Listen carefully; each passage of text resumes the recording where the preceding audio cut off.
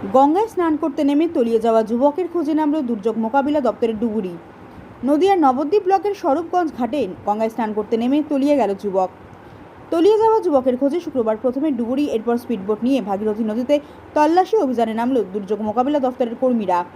স্থানীয় ও পুলিশ সূত্রে জানতে পারা যায়, বৃহস্পতিবার রাতে স্বরূপগঞ্জ গঙ্গার ঘাটে স্নান করতে নেমে তলিয়ে যায় নবদ্বীপ ব্লকের চরমাসিয়া বাজার এলাকার বাসিন্দা অনুপম সাহা চৌধুরী নামে এক যুবক।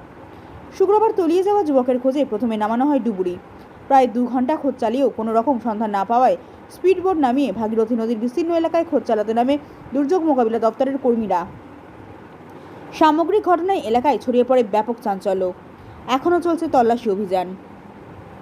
নদিয়া থেকে কুহেলি দেবনাথের রিপোর্ট, সুন্দর বাংলা নিউজ।